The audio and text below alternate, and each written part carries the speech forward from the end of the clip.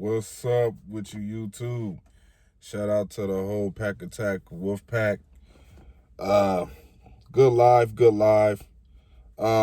We in draft week, so that's why I'm dressed up in all of this war gear this week. I'm not gonna be able to make any reaction videos on the fly when we get into the draft. But I will be making I will be sharing my thoughts on that after the draft or whenever I get a chance to analyze and download and process the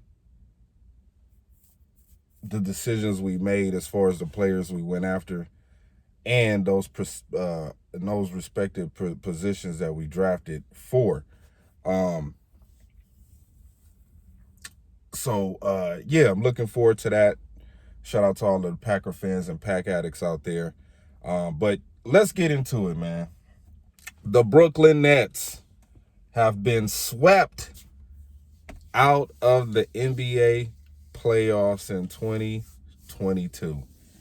And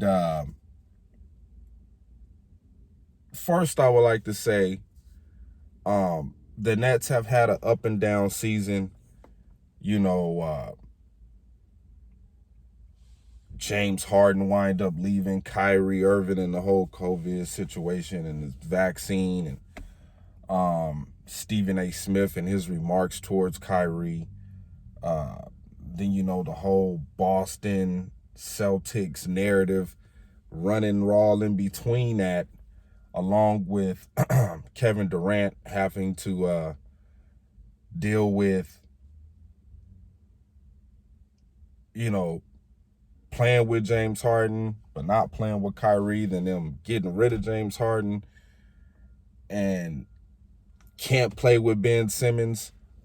Steve Nash and his coaching style, some of the decisions he made. I don't know if he was trying to implement the D'Antoni offense with them. Them picking up Goran Dragic, a point guard that's kind of, past his prime. They got some young pieces over there. They just not experienced enough to play with Kyrie and Durant at the same time, knowing that that's an experiment within itself. Now you add Ben Simmons to the whole situation, and it just makes it a little weird. Not having Ben Simmons able to play, missing out on the fourth playoff game, pretty much indicated to me that the Nets had quit.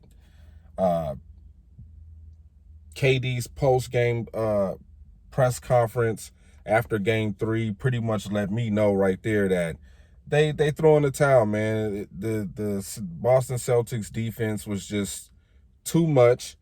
Shout out to that coach over there who did his homework, you know what I'm saying, knowing how to shut KD down and slow him down, giving him some different defensive looks that he's not used to seeing.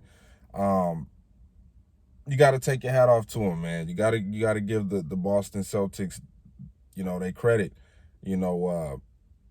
Taking Kyrie out of rhythm, not letting him have the ball in his hands, letting Durant make decisions with the basketball. We have just now seen that Durant is not a great passer. He's not. He can make plays. He can pass the ball, but he can't do it without turning the ball over. How many times did he turn the ball over?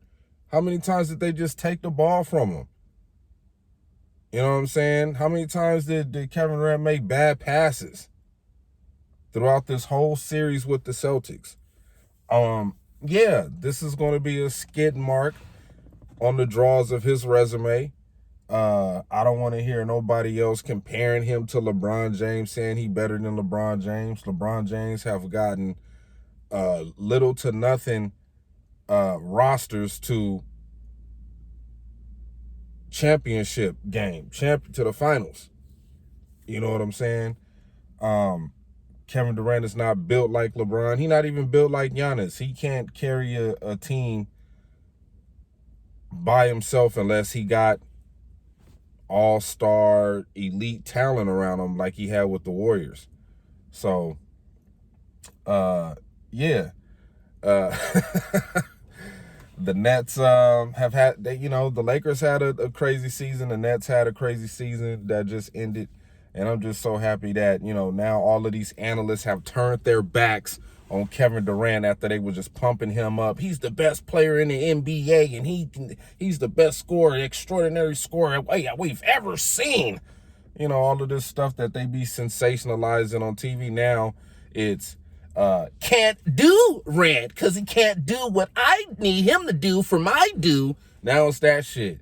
Now it's the I don't want to hear nothing else about Kevin Durant. He couldn't get it done. Now we know why. Now you just see the nonsense just unfolding. You see Chris Broussard now and his bullshit, just nonsense. So, yeah, Nets. Well, welcome to the club of ridicule, because y'all gonna get it a lot. Y'all gonna get it a lot.